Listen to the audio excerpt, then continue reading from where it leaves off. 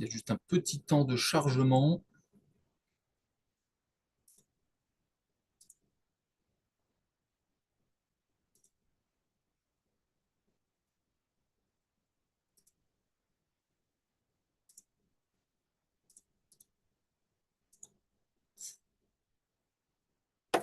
Bonjour à tous. Hello, everyone. We are really glad to have you today.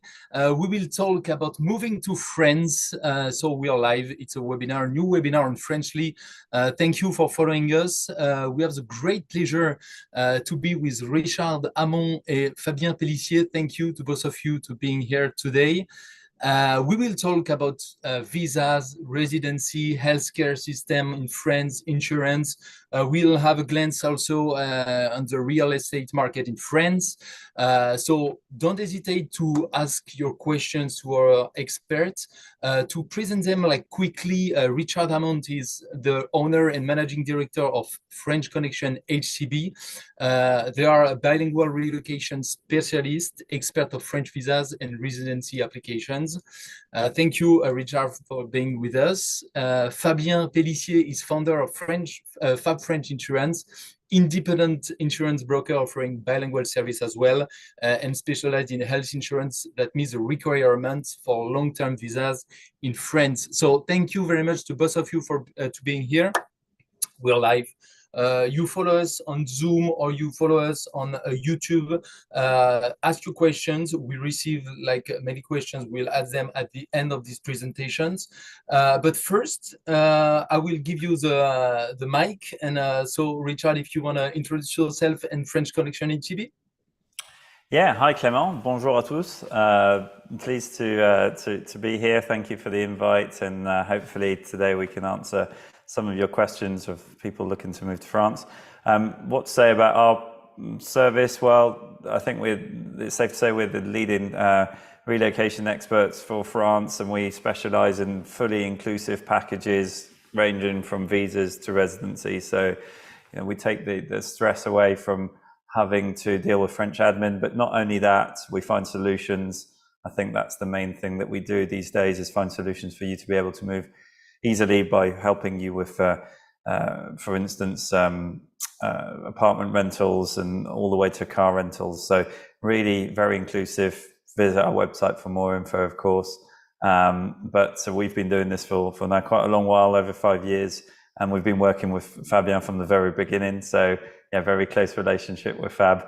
And we're located in the southwest of France, but we've recently opened our new office in Minnesota to cover for US clients. And we've actually got a French but American person starting on the 5th of December. So we're very excited about that. We also have an office in the UK, so very international and from that sense, and our main partner being Fabien. Both with Fab, we are able to cater with all of your needs moving to France. Thank you very much, Richard, for this quick presentation. Fabien, do you want to introduce yourself as well? Yeah, sure. Thanks, Clément. Well, Richard did quite a good job already to introduce what we're doing. So, as he was saying, we've been working together for almost 5 years now. So obviously, as the name, I'm Fabien, founder and managing director of Fab French Insurance. We are an independent insurance broker, as you said, Clément. We deal with car insurance, property insurance, all the sexy stuff that everyone loves to talk about. But most importantly, the spearhead of what we're doing is we've created policies that will get you through the gates, because non-compliant insurance policies are the main reasons for visa being turned down. So, and that's also why we've been working so successfully with Richard for all those years. So yeah, that's pretty much what we're doing. So the goal, Richard and I, are basically the same. We're helping you move across as simply as Frenchly possible. Great, thank you very much. I am quickly sharing with you both of your contacts. You can directly take book a meeting with Fabien or with Richard. We will share their contact after in the replay of this webinar. Don't hesitate to ask them question right now because they're here, and after, obviously, you can book meetings with them. Let's start with the first questions about the visa. Which visa to choose, what documents you need, and how to apply. That's the first questions we want to ask. Yeah, so absolutely. And in terms of visas, I'll jump in because it's more my first area. And of course, Fabien will follow closely because we have the solutions with Fabien, which are mandatory requirements for the visa application, which is the healthcare coverage. But from my side, the visa application is often quite stressful for people. It's what they're very worried about initially. There are an awful lot of misinformation online. I think there's a dramatization also of the situation. There's a complexity that's been built around it to sell and to make, you know, this process feel very fearful. For us, we pretty much say, well, this is the easy part because we've got 100% success rate. We offer delivered goods or reapplication guarantees or money back guarantees. So we won't send you to an appointment unless we're 100% sure that it's going to be successful. And so in context, the visa part is the first element people are scared of, but really it's the renewal of that visa that's really key. And that comes after 10 months of actually having the visa itself, and that would happen in France. But that's for the majority of you guys looking to move to France permanently. You'd be looking at a 12-month visa, which is renewable in France. For those that have got a second home, potentially in France, you'd probably also be looking at that. That would allow you to remote work and to early retire. For business visas and talent passports, investor visas, etc., those are really specific and probably require more time to explain than I have to today. But of course, reach out and we'll be happy to help with those as well. But the first part's 3 fundamental pillars, one of which is income requirement. The second, of course, is going to be a safe place to live. There's a lot of controversy what happens there. It needs to be a rental contract for 12 months, or it has to be a proof of ownership. And then the third one, which Fabien will be able to tell you more about, is, of course, the healthcare coverage, which needs to show that you've actually got private coverage for the duration of the first 12 months. Great. Thank you very much. We can jump on thank you for also explaining the two different between you. I mean, there are other types, and of course, Clément, some people might be concerned by the 6-month visas, but realistically speaking, I think most of the viewers today that are looking to either move permanently or to have a second home and have flexibility of freedom of movement within the Schengen zone and probably with the US based contingency, it's going to be a 12-month visa for most part of them, with a renewability potentially in France. Okay, great. I will jump on that question because we are talking about visas. Pamela is asking us, she has a small dog and she travels with him and she needs a passport every time. Is there a way to get a permanent passport for the dog? Well, you would have to switch to you'd have to switch to a French dog passport, and then eventually it would probably be easier to enter France, but she'd still have the same problem the other way around, although it's actually quite easy to enter the US with a French passport dog. So you might want to change the nationality of your dog. That's a lot easier. Good to know. Thank you very Pamela. much. Thank you. Okay, maybe we can jump on another question about the and can you tell us more about the French residency and how to get it? Yeah, so that's what I was mentioning. The carte de séjour is often referred to as residency, and that's a bit of a grey area. So just to remind all of our viewers today, everything starts with a visa. So we're essentially assuming that most people are watching this are in the US. So you're looking, everything starts with a visa. The requirements for the visa are the 3 points that I mentioned. Once you've got a visa, you'll have a period of time, if it's the type of visa that's renewable in France. So this would either be one of two: a talent passport, visa, which is requirements to a certain amount of things, or a long stay visitor visa, which allows remote working in certain contexts, as long as your company is not related to economic activity in France, or early retirement or retirement. So these two types will eventually renew into what we call a carte de séjour. Now, the carte de séjour, once the visa is validated, can be applied for after 10 months or within 2 months of the end of the visa, this to be more precise. That would happen in the prefecture in which you registered the visa and validated the visa. So it is possible to enter France on a 12-month visa and rent, for instance, in Nice, and then move to Paris if you wanted to.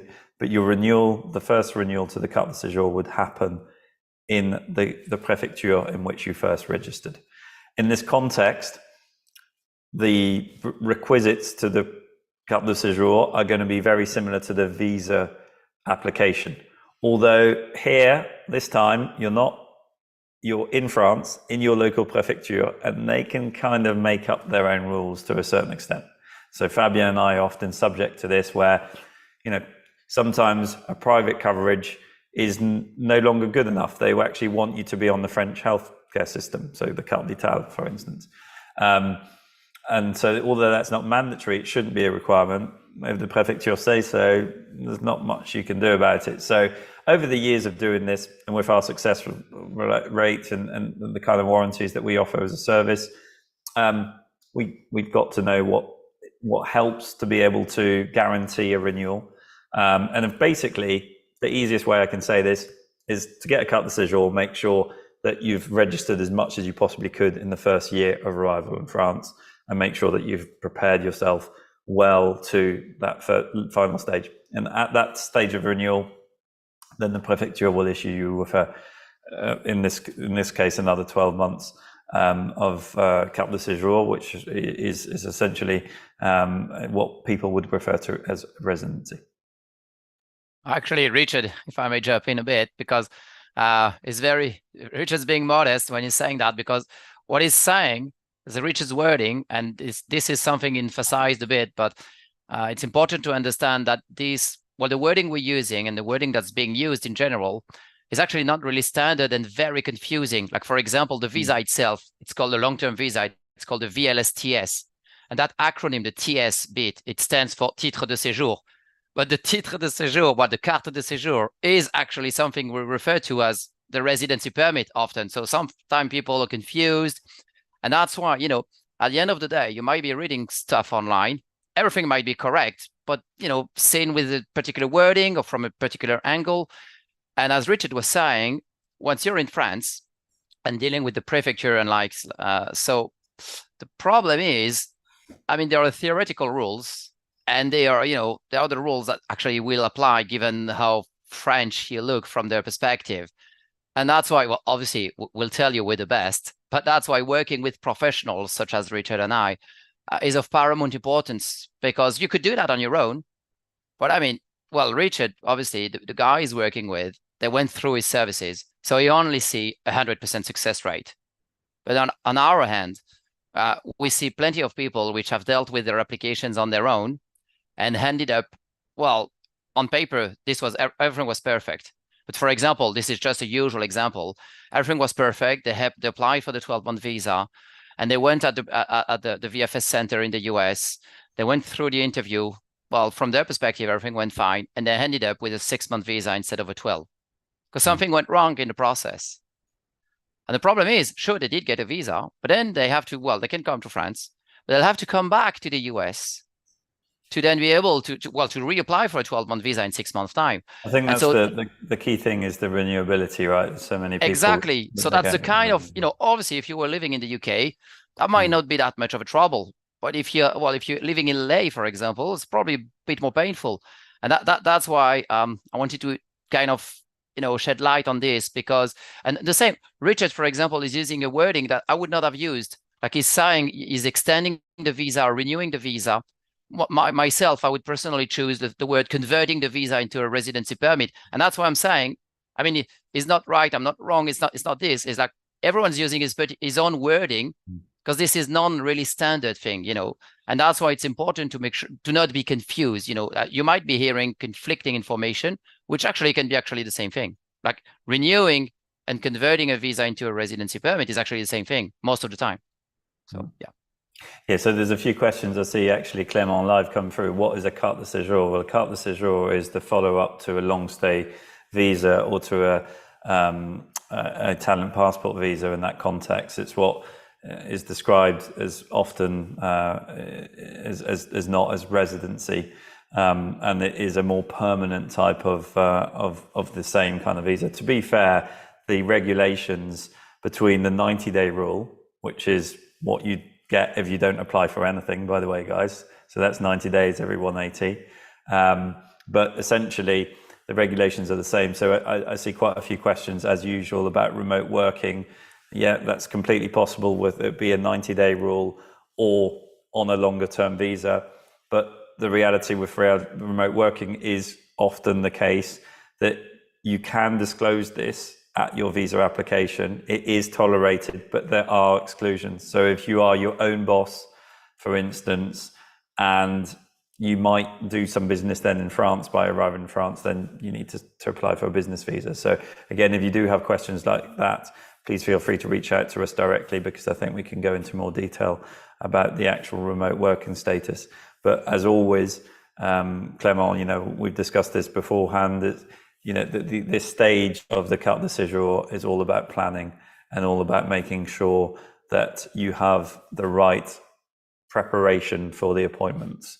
And that, to answer the question in the first instance, happens 10 months after you've arrived in France.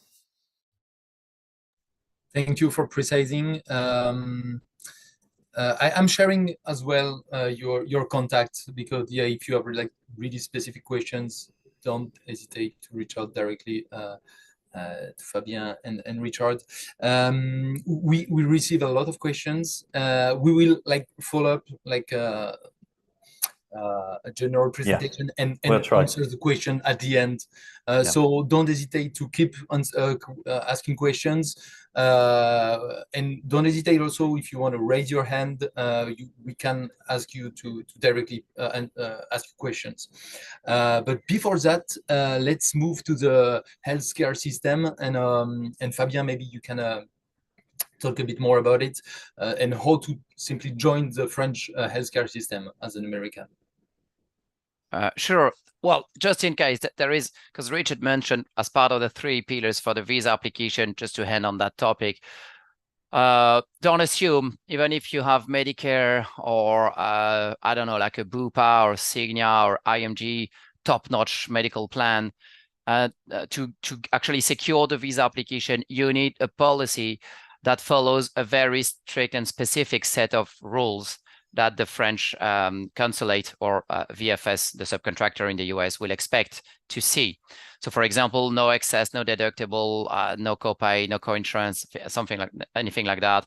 It needs to be comprehensive in and outpatient benefits. I mean, the list goes on and on. It's just, it's worth mentioning because again, the insurance policy is a massive option. Again, for those of you that will do the process on their own, not having the right policy is the cause for almost 80% of the 78% of the rejections for the first application in a visa center when they're not assisted by a lawyer or an immigration expert. That being said, once you're in France after 90 days, you can apply for the French CPAM, which is the French Social Security, and you'll usually, well, this is to be taken with, I like to say, buckets of salt, because but I mean, you usually, I mean, on average, you should be able to get into the system 6 or 7 months after. But again, it depends on where you are, how busy they are. I mean, there are plenty of criteria that can influence this. But basically, total from the day you arrive, you're looking at an 8, 9, 10 month period until you can get your French Social Security numbers. So this is actually a very good thing, because what it means is on the overwhelming, on average, it's very often that you'll get your French Social Security number before your visa, your first year's visa actually expires, which means when you apply for residency, or the carte de séjour, then it's highly probable that you'll apply with a French social security number, which is great because it makes you look as, I mean, Richard mentioned this. If you don't have the number, actually, the social security number, it's kind of bad. They would not like it. And sometimes they can even ask you to, actually, they can deny the residency permit and say, okay, go back to the US or wherever you're from and reapply for a visa because we won't issue a residency permit. So once you're into the French system, it's also important to understand something. There are two categories of people that have to be insured in France. Like it's not optional, it is mandatory. So whatever this is through private medical insurance, the thing that you'll need for the visa, or through something that's French specific that we call a mutuelle, which is basically top-up health insurance, but you do need to be insured. And the two categories of people that need to be insured are the French workers. If you're an employee with a wage, you have to be insured. It is not optional. You have to have a mutuelle. And if you're an expat, whatever, with a visa or a residency permit, you have to be insured. So it's not something optional. You have to make sure you're always insured. You don't have, even if you have French social security, you need to top that up with a mutuelle. And until you have that, you need to have private medical insurance. This is a mandatory requirement. So they'll check that every time you renew, you apply for a visa or renew your residency permit or apply for a residency permit if that was the first time. The great news is, though, guys, that Fabien has obviously forgotten about to mention, but the great news for you guys in the US is that even private coverage is going to seem excessively cheap in France compared to the US. In fact, probably a year's worth of cover will probably be close to what you pay per month in the USA. So I think overall, France offers such a great opportunity to reduce costs of healthcare, even from a private perspective. And of course, once you're on the French system, there is a mutuelle top up, but we're talking about compared to what you pay in the US, you'd be talking about 30, 40, 50, 60, maybe $200 maximum if you had loads of pre-existing conditions. So yeah, it's going to be a consequentially big drop to what you're used to in the USA.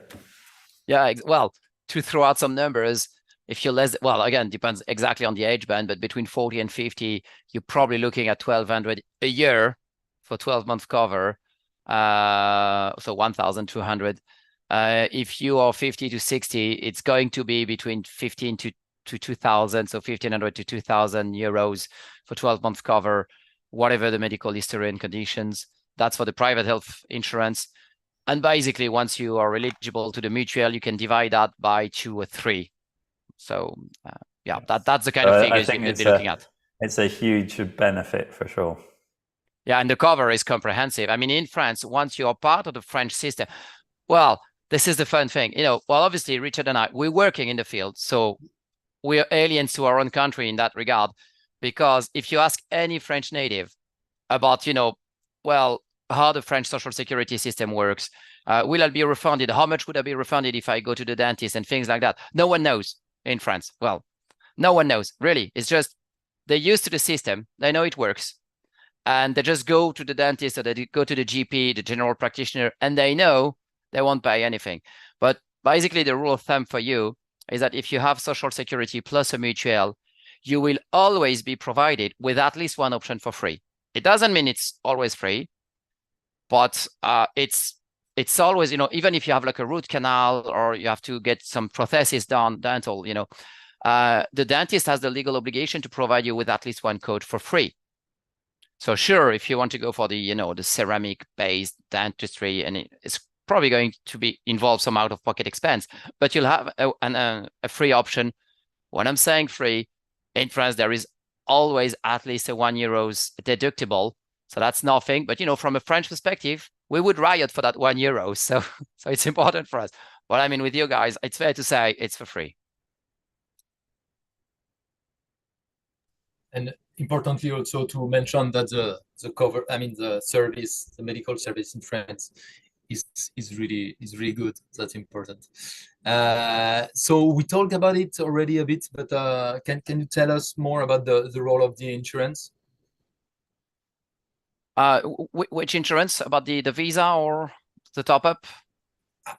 I mean, that would be, or the health insurance, that's something, but also if we need as an American, if we need other insurance? And oh yeah, sure. yeah. Yeah, well, there is an issue that's often overlooked, that usually you discover once you've made the move, which is kind of an unpleasant surprise very often. Actually, it's two issues. One is Richard related, and the other is actually insurance related. So the driver license and driving in France in general. So depending on which state you're from, considering you're in the US, France does not have reciprocal agreements. It's not a nationwide agreement. It's on a state-by-state basis. So some states have driver license exchange agreements, some don't. So this is some important information that you should source before, because with your American license, you can, whatever the state, you can drive in France for basically 1 year. But also there is, whatever you have an exchange program or not with France, there is an issue, because you arrive to France and you think, okay, well, I'm legally allowed to drive in France, so, well, I should be fine insuring a vehicle, for example. It's not that obvious. The problem is, from a French insurer's perspective, you have a non-permanent license, because your license will have to be forfeited at some point, exchange, or you'll have to pass the test, the driving license exam again. So from an insurance perspective, you should have temporary insurance, basically. So we do have solutions. Obviously, this is what we do. I mean, we do have solutions so that you don't have to go through these very costly policies. And actually, we can also get your insurance history, which is completely different from, from what you're used to in the US. Because in France, this is a legal process. It's not a commercial process like you're used to in the US. So for example, to reconstitute an insurance discount, because most of you guys, the good news is, if you've been driving for 13 years or more, most of you guys are eligible to the maximum discount in France straight away. It's just that you'll need to prove that. And France is France. They're very admin specific. So this is actually, I mean, I love France. The only thing that all French dislike is the bureaucracy. And there is something that at some point you just need to accept, unfortunately, is that if they expect a particular document, I don't know, if it's supposed to be the driver record from Virginia, and you don't provide a document that's labeled driver record from Virginia, they won't even read it. That's it. Even if everything is in there, it's the painful stuff you need to accept in France. That's the only painful stuff, and you'll have the wine to cope with that anyway. But this is what you need to get prepared for, and that's why the driver license exchange or getting a new driver license is something very important to consider before. And the insurance is not something as automatic as you used in the state. But the good news as well, after 3 years, because the French insurance system works very differently, after 3 years, you're basically French, because the French insurers, car insurance or motorbikes insurance, they only look at the past 3 years. So if the past 3 years have been French, you have an insurance history for 3 years in France, then you're French from the perspective. Okay, but having a foreign license plus no insurance history in France could be a trouble. So again, I like to say, well, I'll tell you we're the best. Obviously, come get work with us. We even have an online calculator where you can enter the foreign vehicle car details, having quotes with a foreign license. I mean, obviously, we will be able to help you with that. But even if you don't end up working with us, make sure you work with guys, insurance brokers or companies that have done this, but like hundreds of times, that they know the drill. Because there are some dreadful stories out there. For just an example, Direct Insurance is an insurance company in France, very good one. It's actually a branch from AXA. It's 100% owned by AXA, and they've been terrific in the expat industry. They're very good, very cheap, very good policy. A couple of years ago, a couple of Brits found out in a big car crash that they excluded right-hand drive vehicles. And for British expats, for example, it was a massive community using that policy. That was a hard waking up call. And that kind of story happens very often in the expat industry. Because if you go with a local agent, very often they're very friendly. They don't check on your license. And like in 1 year's time, 2 years' time, 3 years' time, whatever law enforcement or the company might find out that it's actually non-compliant what you have. And that's not the agent who takes the hit, that's you. So again, not playing the fearmonger here. It's just to say, well, I'd be happy to work with you, but if you work with someone else, just make sure you work with someone that knows about the expat industry, because you may not notice it yet, but your case is particular. For property insurance, though, this is a walk in the park. Basically, it makes no difference whether you're French or not. So for that, you can shop around as much as you please. I think it's worth mentioning as well. And I didn't so much talk about this when I introduced myself, but I have a strong link with America. Although I sound terribly British, probably to you all, I was actually born and raised in the southwest of France, so I'm a double agent, so to speak. But I spent most of my first parts of working life in the US, and a lot of time in the UK, and then back to France. So I've had the case of traveling, changing my licenses and looking at insurance policies and not having transferable points. And then my last real job before in fact, we founded French Connections, which was an idea that I had when I was a teenager. And I realized back then that there were an awful lot of English speakers that needed help. But in terms of insurance, having spent a lot of time in the US and most of my clients being from the US or Canada, I can again assure you that the cost of insurance in France is ridiculously cheap compared to what you have in the USA. So, or Canada, for instance. So car insurance policies are going to be far cheaper. House policies or apartment policies are going to be extremely cheap. Of course, health, a lot cheaper as well than what you're used to.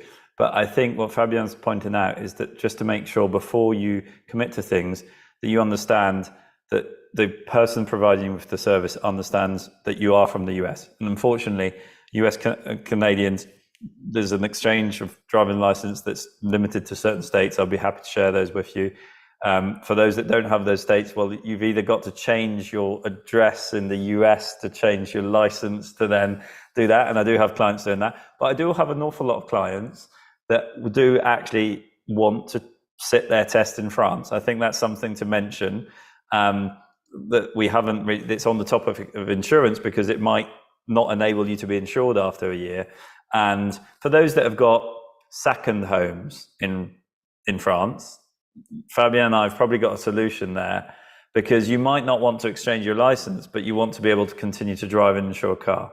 So I think we've got quite a unique solution in the fact that we can't go into too much detail over the course of the webinar, but there is a possibility to insure a vehicle under a company policy, and that would enable you to keep your second home and second car, so to speak, in France and not have to exchange your driver's license or sit your test again.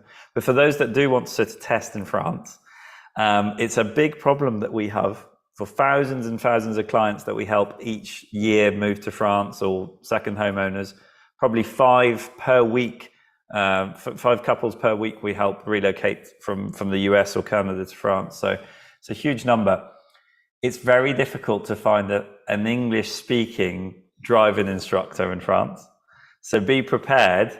If you want to cover your car and you want to move permanently and you don't have a driver's license that's got a reciprocal agreement to exchange in France, you're going to have to learn enough French to be able to sit your test in French. And I do think, having driven, and the reason I'm giving you all this life story around this, having driven on the Pacific Highway with 6 lanes of traffic, or and kind of it's a very different style of driving in France depending on which region you're from.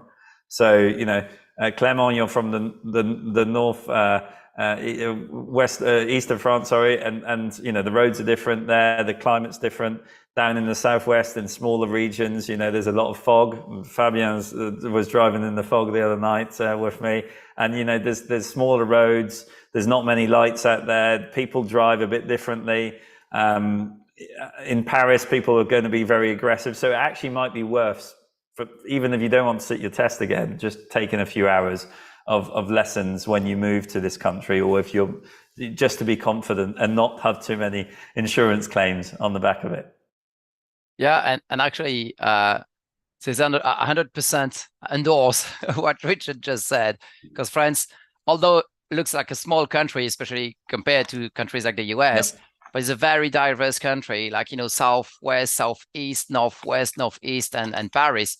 I mean, you're looking at completely different landscapes and obviously way of driving and stuff. So, and what Richard was saying as well is basically, I mean, at the end of the day, what guys like us will help you do is first get it the easy way, because then everything will be much easier because you're working with people that have done that and are doing that actually thousands of times each year. But secondly, saving some money, because there is always a way, whatever you're planning on doing, there is always a way to do whatever you want to do. But it might be an expensive way. And if you end up with the wrong person and not being properly advised, it might be like super crazily expensive. And it might not have been, the money is probably better in your pocket buying some, I would say some pints, but it's not cultural. I think in general, though, Fabien, it's always what we say is like the reason I mentioned that I'm French as well as being British and having lived in America, I understand, the level of service and the differences in culture. And I think the main thing with France, if you're going to get advice, make sure that the person is French. And unfortunately, what that means is that potentially if they're not Fabien and I that have got such a good understanding of the American way of doing business, or English speaking world way of doing business, you might have struggle to understand the cultural differences in the way that people present things. But I think we've got that quality of understanding both worlds extremely well. But more importantly, if you're going to get advice in France, make sure it's a French person that's actually giving it to you. You might have lived as an expat for 30 years in France. I don't care. You're not going to find the same solutions that we will by being French. I'm an expat in the US, and on the other way, that's expatriation is a intense process. Yeah, sure. Paperwork is intense, but also a really important topic. You ask us a lot of questions. We don't forget about you. We will answer just after like these last questions. Housing is a big topic to live in France. How to find accommodation? Yeah, really difficult one. So accommodation, and there's quite a few offers out there of people that will search for properties, etc. I'm a landlord myself, and I actually started out of this journey from working for an American company based in France, buying property, and then thinking, do you know what, actually there's a need for help that I'd identified when I was a lot younger, but there's a need for help more and more so. And I initially saw it around property rather than administrative assistance. It's actually Fabien that picked up on my website and said, look, actually can you do this everywhere else just for admin? And the admin side grew very big, but we still have a huge component of our business in property. In fact, Fabien, before working in insurance, was a surveyor, and he also owns properties, and we have business ventures along those side of things as well. So we also understand, as a landlord's point of view, what it means to rent in France, or to sell, or to buy, or to renovate. So I think this is what makes us quite unique in this context. But without blowing our own trumpet too much, the conditions worldwide for rental are very similar, I think, across the world. High demand, low amount of decent rentals, a lot of Airbnb style properties Airbnb has taken over literally the world of rentals. And sadly, those are not necessarily going to be okay for a visa application if you're going to go for anything more than 6 months. So around finding a rental for an American or Canadian moving to France was a big problem for us. We noticed it was stopping an awful lot of what we were doing. Offering a service of searching, just for the property is quite difficult, because especially if you're not in the area, I struggle to understand how these people can do it, the companies that offer this service. And they charge so much money for it. It's like crazy figures just to search for an apartment. That being said, I understand why they charge that money, because it can be extremely time confusing. People in France, it's cultural. We don't really like the internet. We certainly don't want to rent to somebody that we haven't seen. We think that if you're foreign, you might be money laundering, so we don't want to speak to you. And if you don't speak French, you're probably not even going to get an appointment, even if you are in France. So you're left with this problem, chicken and egg. What do you get first? The visa. A lot of my clients want a visa before they will commit to buy, and rightly so. And a lot of specialists from all of the real estate companies will always say, rent before you buy. Make sure that you understand the area, that you've been there during the winter, the non-summer times, for instance, where the rosé is not flowing, and, see how the place is in the winter, because it might be completely different. You might not want to live there full time. But in context, rentals, finding a rental to get your visa is very hard. We have a solution in-house. We have 13 properties that are ready. We're building continuously more, where you can actually just rent from us initially on long-term contracts, and eventually when you want to move out, you can do so. Like the 12-month contract doesn't mean that you have to stay there for 12 months. You can leave at any time. It's just the landlord that can't kick you out. But in terms of finding in big cities like Paris, Bordeaux, Lyon, Lille, yeah, it's not the easiest thing to do. We offer that for people that use our whole service of relocation. We offer to help them with searching and negotiating, but often it's easier to be in France to actually do that. So one of the options, and it's not great, it's going to cost you a flight over, is to fly over in your 90 days, meet some agents, go and see an apartment, pre-book it. But in any of these cases, guys, you guys watching in the US or Canada, you're probably going to have to accept that you're going to have to rent 3-4 months before you actually move into the apartment, because you're going to need that for your visa application, which is going to take about a couple of months at best. So there's going to be a pre-rental requisite. For those looking to purchase, of course, well, you're going to need to complete on the purchase. So often a rental first is a good option anyway, but rentals are a difficult topic anywhere in the world right now, and France is not excluded from that. So I think understanding the market, understanding where you potentially want to rent is a big thing before you actually even consider applying for the visa. So if you're doing this alone, first you need to locate where you want to be. Potentially you need to plan a trip out. If you want to avoid all of that kind of stuff, contact us. We've got a solution. We can even deliver a car with a mobile phone and the keys to your apartment at the airport. But if you want to go down the traditional route and do this by yourselves, you might want to consider actually having to travel to France first, and then finding a rental, renting it, and then going back to the US or Canada to reapply. It's not great. It's going to cost you the travel there and back, but quite often it's the only viable solution. And don't forget, Clément, that we've got so many people. I'm sure you're hearing this as well, but in places like the Côte d'Azur or in Paris with the Olympics and student towns and cities, they're actually stopping people from renting long term. So again, it's just really difficult. I wish I could give you a perfect solution for all of France. We can't for all of France now. I'd love to, but we've found that with many things in this industry, for me and Fabien, it's just easier to keep everything in-house. So that's what we've done so far. But you can find rentals. It's not impossible, but I think a lot of it is easier if you're boots on the ground, so to speak. There is one question I've seen that is interesting, because about speaking French or being French, like how French would you need to be?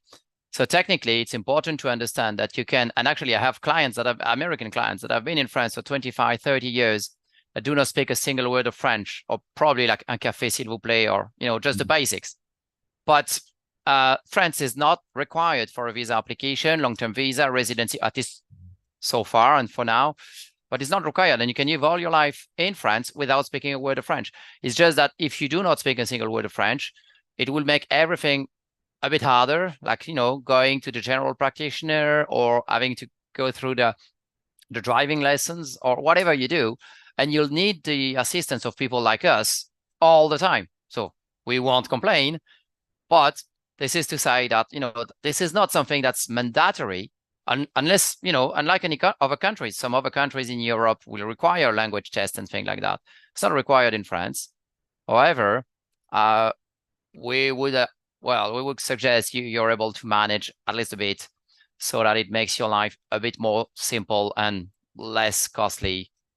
But again, Richard and I won't complain if you don't, because you'll need us even more. Yeah.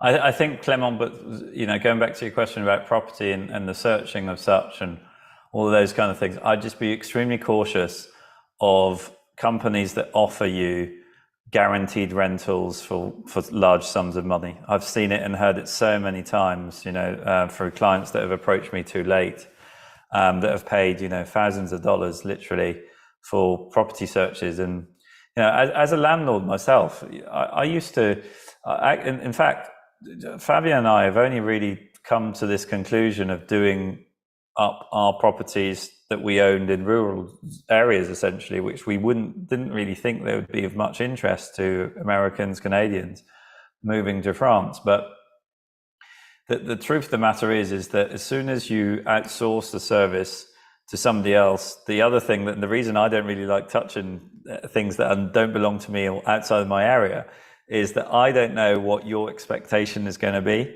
And we're Fabien and I have both run, quite big companies these days, but we don't have agents all over France. Clément, I don't know the area that you live in or you've come from that well.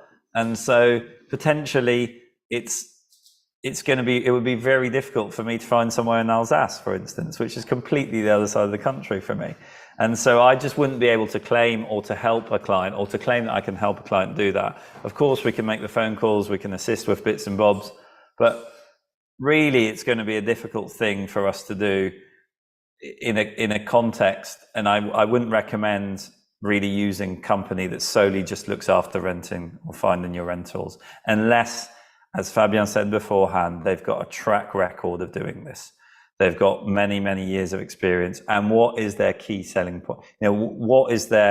How do they provide that service really, other than just looking online and making phone calls?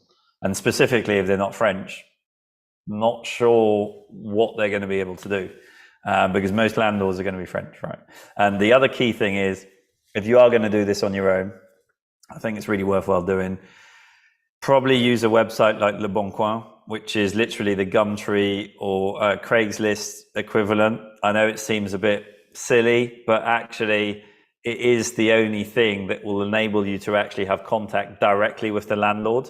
And in our experience, going for agents is too difficult because they have criterias that you won't be able to meet. So like any other aspect of French admin, you're going to hit a stumbling block. And so actually going to the Bon Coin, which is the Craigslist of France, is ironically the most used website in France, I think. It will have direct links to landlords. And if you can speak with somebody, and even if you're doing this online yourself, at least you're speaking to the decision maker. And in business, this is, for those that have been in business most of their lives moving to France, you want to make sure that you're speaking to the decision maker. And it's exactly the same in terms of searching property. At least you can paint a portfolio, a picture of yourself to them that describes that they might be interested in renting to you. But sadly, in this day and age, even with COVID, I mean, I spend quite a bit of time in the UK. Agents are very used to, and I know in the US it's the same, agents are very used to doing video tours, videos things. In France, not at all. And the market's not even there for that, I think. So yeah, it's a difficult topic, Clément. I wish I had the answer for everything. We've got a solution that fixes it for people that just want to move easily, but it is in the southwest of France for the moment. I'd like to emphasize on that, because when Richard's saying he has a solution, it's very important, because I'm seeing a couple questions as well about that. That's one of the pillars we mentioned for the visa, having what they call a permanent address, proof of permanent address. And that's why Airbnbs won't cut the deal, because if they find out this is not a permanent contract you have, then I would say it's an instant rejection. It's not valid. So same thing with any other kind of arrangement, because I've seen someone, mentioning, exchanging homes and things like that. So you need to be able to prove to get the visa that whatever property you have in France, whatever it's a rental, whatever you're being hosted for free, whatever this is a property you've purchased, you have to be able to prove that it's something permanent that will last at least 1 year. So if there is any possibility of you being kicked out, they will not like it, and it's highly, highly possible that they'll reject your visa application on that basis alone. So that's why when Richard is saying it's kind of like visa compliant properties, it means you have something like a place that's safe and you're secured for 1 year, at least, from the French authorities' perspective. And that's what's very important, because I mean, at the end of the day, it makes sense. They don't want you to end up in the streets potentially. Yeah, I think there's a lot of controversy around it, and for a long time we looked into this, because you can, if you do this application online yourself, they'll ask you, it leads to confusion, because you'll be thinking, hey, Rich, what are you talking about? You know, you don't need a 12-month lock. It says that you can have a hotel booking. Well, it does, but that's for a 6-month type visa. And it is, there are some cases where they will issue a 12-month visa for it, but it's just, we guarantee your success on the application. So we won't send you without something that is completely correspondent to the requirement. And unfortunately, in that case, in France, being a landlord, there's only 2 types of visas. There's only 2 types of rental contracts: a 12-month one or a 36-month one. They have exactly the same components. The good news is, as a tenant, you have the power to come and go with a month's notice as and when you want to. The only thing to retain from this, guys, is that if you do choose to rent from us or anyone else, when you have your visa, this is where you'll actually be renewing your visa into a carte de séjour. It's important to understand that it's not a big deal, but you're going to have to go back to where you came from or initially started your journey in France with your rental contract if you do choose to move for your renewal. So, and there is one thing that Richard didn't say as well that's important about, you know, that visa application process, is that just in case, because you may have heard of, you know, may have a friend who said, oh, I've used the hotel address and it worked. Well, it might have worked, you know, because again, this is not processed by robots. So sometimes you might slip through the cracks. But for example, Richard would never send you into an interview if he's not 100% certain it will work, which wouldn't be the case with an hotel address. For example, just an example, any other type of accommodation like this, that's not in theory valid. But that doesn't mean some people didn't actually succeeded in getting a visa with an invalid thing, but it might have been overlooked by the guy sitting behind the desk. I think it's late. Very seldom. Back in the day it was. Nowadays there's a lot more scrutiny, and unfortunately, guys, in the US and Canada, I do apologize, because my roots or ancestry are responsible for this. Brexit obviously brought a whole new contingency of so for those that haven't followed UK politics, we chose to leave the EU a few years ago, and we're quite shocked that now, for people living in any part of the United Kingdom, they have to apply for a visa, and I think that's one thing about the US. You've been dealing with this for such a long time that usually the visa component is something that you're fairly familiar with, but as I mentioned, and as Fabien's mentioned here, I think the key one is to make sure that you have the right application if you don't want to have to come back to the US to reapply. For those that are planning to go, not stay in France permanently, there's less of a stress on this, of course.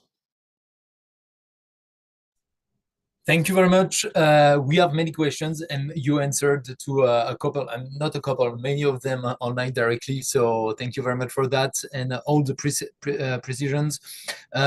We have a couple of questions about the visa, but first, let me share again your contact and the direct link to book meetings with both of you guys. You can just take your phone and scan the QR code, and you will jump on your Calendly to book a meeting and get answers, because you all have like really specific questions. We will jump right now in with a couple of questions. And I think, Clément, correct me if I'm wrong, but also after the webinar, probably in a couple of days, but we'll also send you an email with our details, just for those of you who couldn't get the links. Correct. That's a good point. Thank you for reminding. Excellent. Yes, we will share the replay as well with your contacts. So just a quick question about visa. Carmela is asking, she's an author and a journalist, and she was wondering if she could apply to a kind of an artist visa. Is there anything like that? I've noticed actually quite a few questions along the lines of this. So to be clear, of course, there is something that's called a talent passport visa. So winding back, trying to answer Carmela's, but others questions that are around that. And please feel free to book an appointment, and I'll give you a detailed quote if you want to have more details on this. But in brief, There are only two types of visas that are renewable in France. One is a talent passport, and the other is a long stay visitor visa.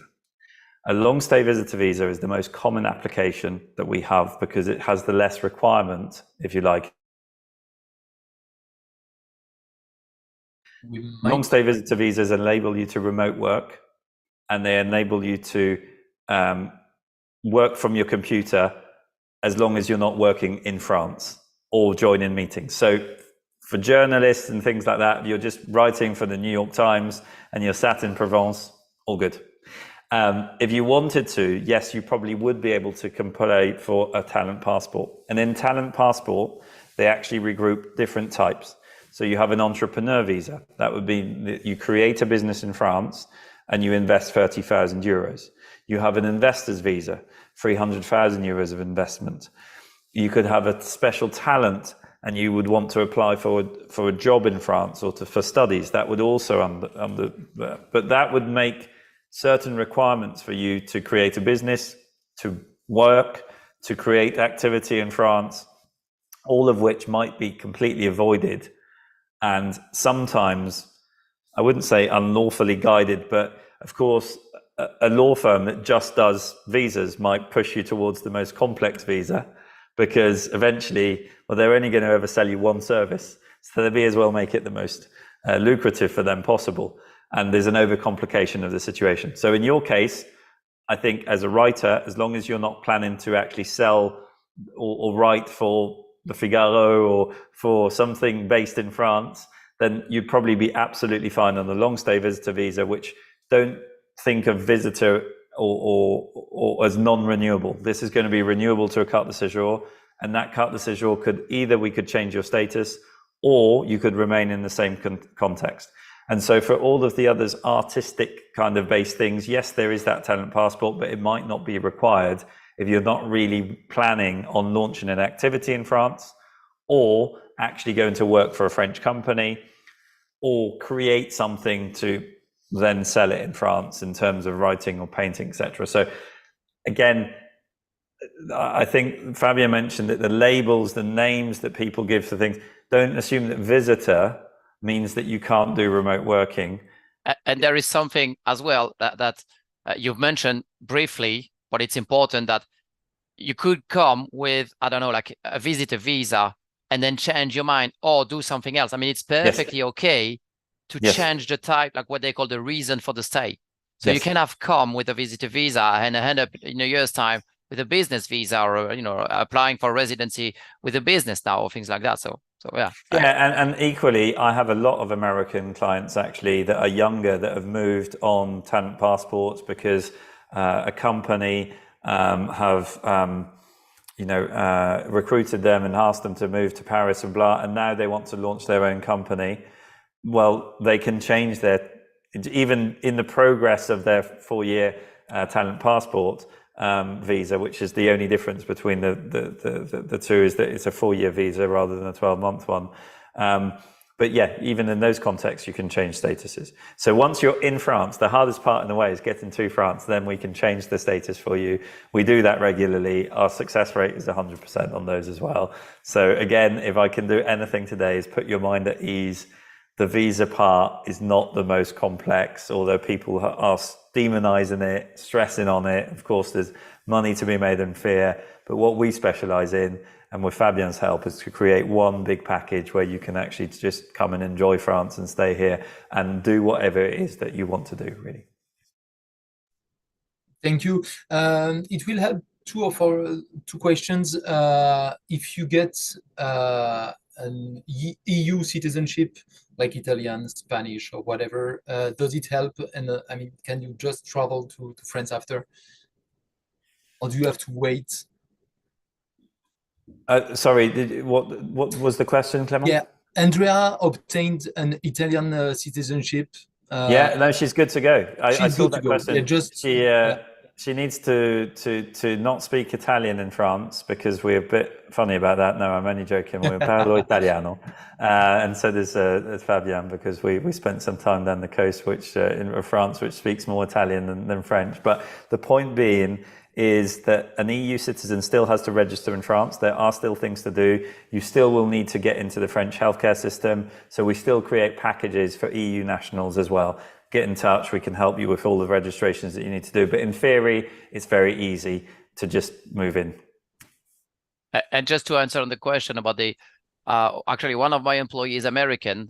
She has dual nationality now because she married a French person, so she's American and French. Yeah. But she did have to apply for CPAM. I mean, sometimes you do not need a visa because you have EU citizenship, so you don't really need a visa. But there are still stuff that needs to be done because, as exactly as if Richard and I were to go to Spain, for example. Well, we don't have Spanish social security and stuff, so we do need to apply for the tax code and things like that. So yeah, there still needs to be taken care of, but that's much easier. There's still some stuff, but it makes it a lot easier in general. Yeah, so that's all good. We had a great question of Tracy. You already answered in the chat, but I think it's important to share it with all the audience. Using your services, how long does it take to apply for and receive a 12-month visa? How long does it take? So I would say on average, you've got to count really 3 months from contacting us or doing it yourself really and ending up with the visa. And hopefully we've got a higher chance of success, or at least we've taken the stress away from it. But in theory, I would say about 3 months. I have clients that sign up for our services 12 months before they want to move from the US, just because they want to prepare everything. And we're very used to doing that. So we have payment plans that we can put in place and all these kind of good things. But we also are the only relocation company that provides an online platform for our website where you can track your applications, upload your documents, and similar to Fabien, we know cutting edge of technology with what we provide, where you can quote on multiple things. So I think 3 months from start to beginning. If you were really in a rush and you had to get it done, you're probably looking at a month to get an appointment done and converted, and then the time to process the visa is probably on average in the US 3 to 4 weeks, because any center has to, the passport will have to travel back to DC, where the consulate will actually allow the visa, and then it'll have to travel back to your center or by recorded delivery. By the way, guys, if you can go to the center and collect, always do that. If you're not using my help to do this, please take that word of advice, because if we've ever had any issues around the world, it's when people have used the recorded delivery systems to receive their passports, and the passports have gone missing. So collection at the center, even if it's not that convenient, is always best. And Richard, I would say also don't forget, the process itself is 12 months. Yeah, and don't forget, if you're too late, like at the visa center, well, actually, or on the francevisa.gov.fr, the website that you should be applying from if you're doing that on your own, if you're less than 30 days ahead of the intended arrival date, they won't process your application. You're too late. So less than 30 days is never an option anyway. And Clement, to answer that question as well, to give more precision, you also have to consider that once the visa is issued, you've got 3 months to travel to France and validate that visa, all of which we do for our clients. But in context, I think it's important to understand that the system, though, I've got to say, VFS, who are the company that subcontract for the French government and the US and Canada, are very efficient. They do have some technical problems on bookings. We have quite a lot of clients that there's a security check, text messages, etc. So that sometimes it's quite difficult to book, but they're very helpful in the centers. The process is when you're actually there, pretty laid back in a way, and very efficient. So I think, again, what we do is to bring an overall package, not just the visa, and we make it extremely attractive, because we're going to look after you to be able to stay and then remain and move on to that carte de séjour. We received a question by email from Claire that was asking, where can I get information about paying my French taxes, and how soon after the moving she should transition to the tax in France? Well, that's a really good question. Of course, the good news is between US or Canada or any English-speaking country, I think, actually, there's dual taxation regimes that apply.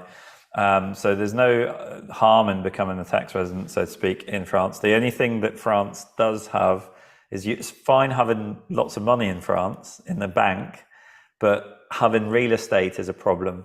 So we have something that's called IFI, Impôt sur la fortune immobilière, which is something that you might want to consider before you become a tax resident.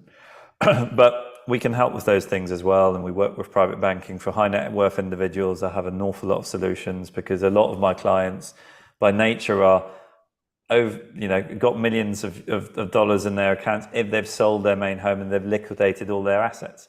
For those that are looking to move as a second home, well, often maybe that's not the case, but they might be hitting that overall net worth of property wealth. So it's really worth having a chat with me because I've got some quite unique solutions there with banking. But in theory, from January to December, 183 days is the key date. So if you spend 184 days, whether you want to or not, you become a tax resident of France. So you've got to consider that time spent.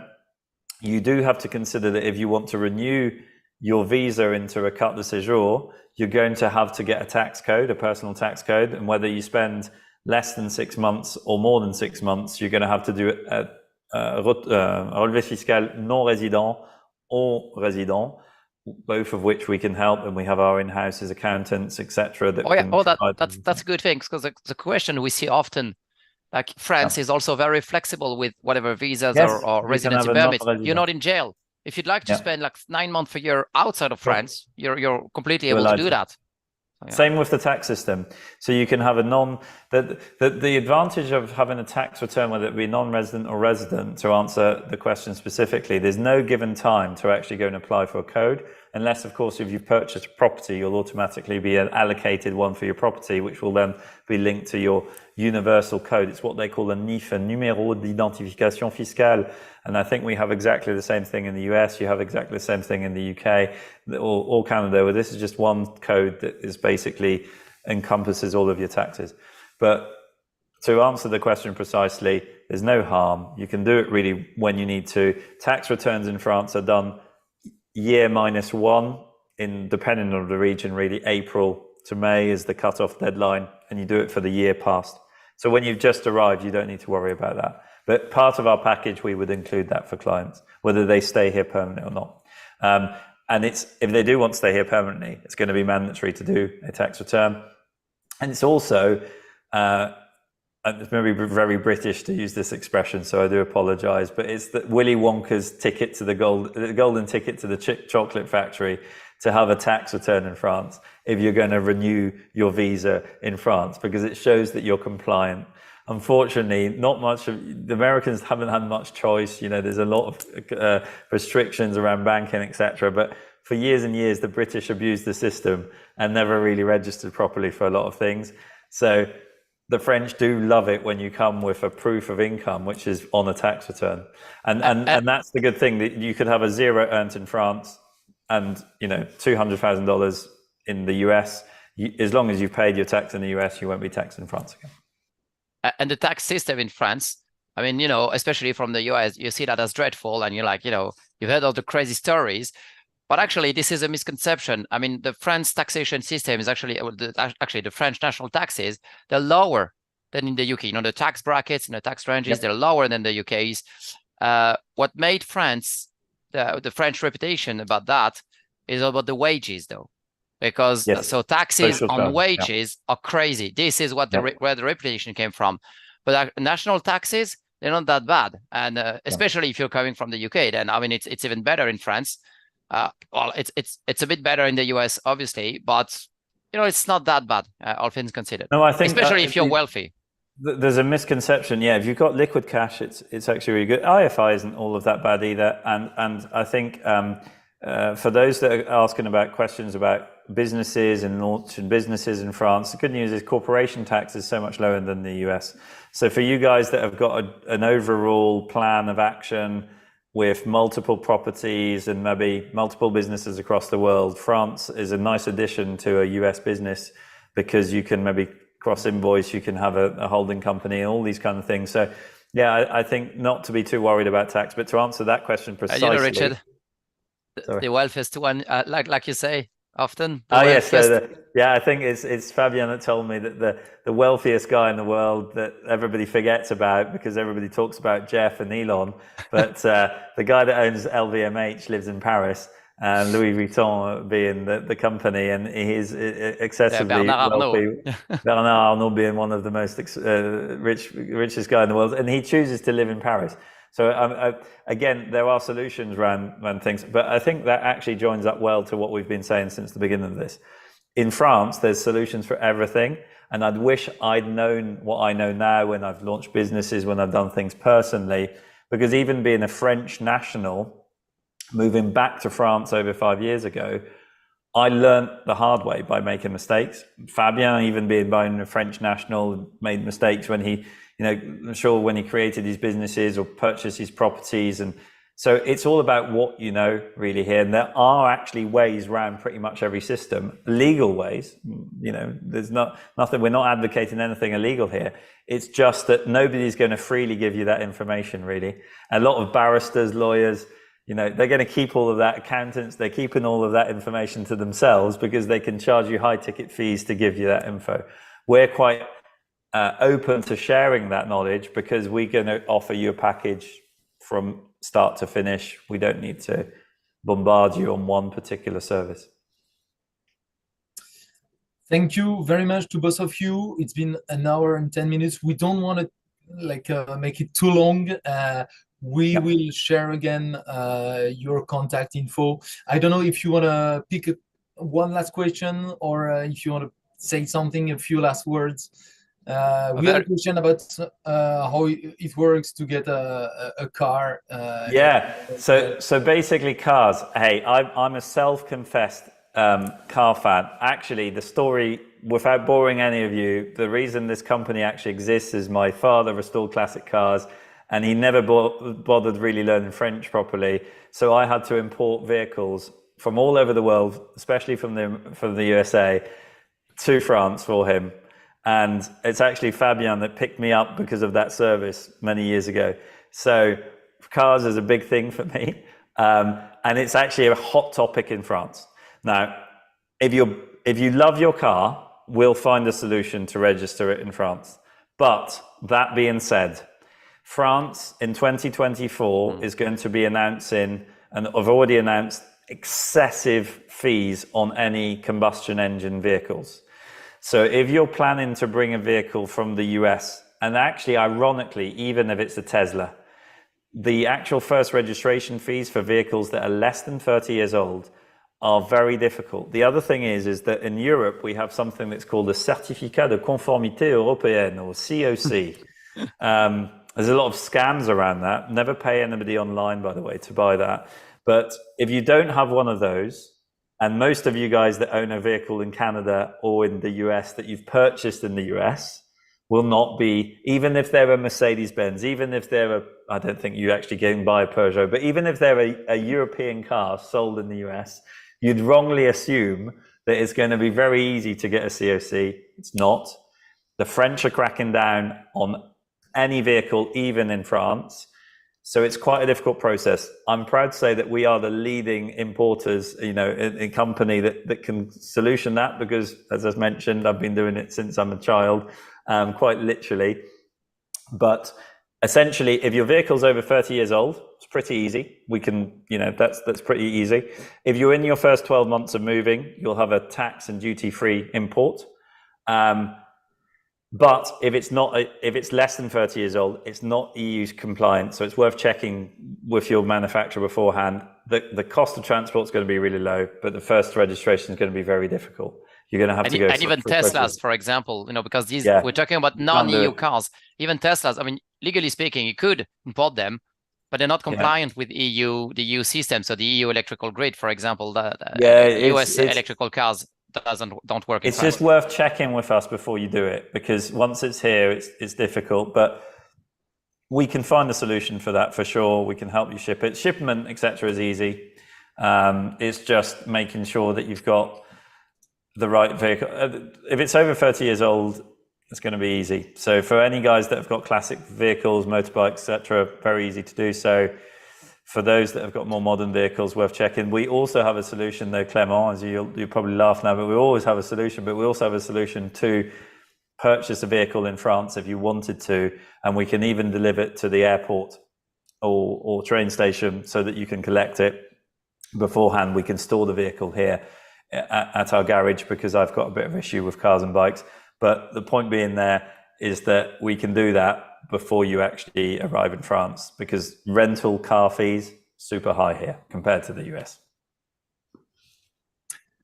Thank you very much to both of you. Thank you for all of you for following these webinars and following it. Elizabeth, you asked us, yes, we will share the contacts once again. Thank you, guys.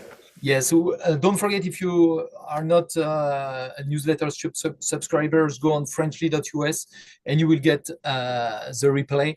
Thank you, Fabien. Thank you, Richard. Thank you, Clément. Thank you, guys, for watching. Thanks for having us, and thanks for everybody for logging in. It always means a lot. Thanks for all your positive and comments, and please feel free to reach out. Right? That's really kind. Thank you so much, guys. Have a good rest of the day. Bye. Bye. Yeah. Au revoir. Au revoir. À bientôt et merci.